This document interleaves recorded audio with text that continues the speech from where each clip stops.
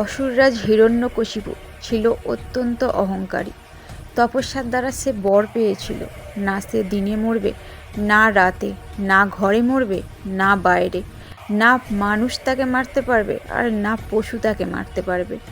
সে নিজেকে ঈশ্বর বলে ঘোষণা করলো, সবাইকে আদেশ দিল আমার পূজাই করতে হবে।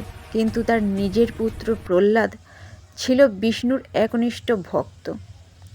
একদিন রাজসভায় হিরণ্যকশিপু ক্রুদ্ধ কণ্ঠে বলল, প্রহ্লাদ, বলো কে বড়, আমি না তোমার বিষ্ণু? প্রহ্লাদ শান্ত কণ্ঠে বলল, পিতা, ভগবান বিষ্ণুই সর্বত্র। রাগে অন্ধ হয়ে হিরণ্যকশিপু প্রহ্লাদকে আগুনে ফেলল, সাগরে ডোবালো, হাতির পায়ে পিষতে চাইল, কিন্তু প্রতিবারই বিষ্ণু তাকে রক্ষা করলেন। একদিন প্রাসাদের স্তম্ভের সামনে দাঁড়িয়ে হিরণ্যকশিপু চিৎকার করে বলল, এই স্তম্ভে কি তোর বিষ্ণু আছে? প্রহ্লাদ বলল, হ্যাঁ পিতা, ভগবান সর্বত্র।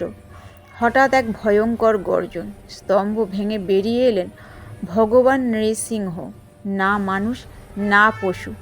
গোধূলি বেলায় দরজার চৌকাঠে বসিয়ে নখ দিয়ে হিরণ্যকশিপুর অহংকারের অবসান হলো।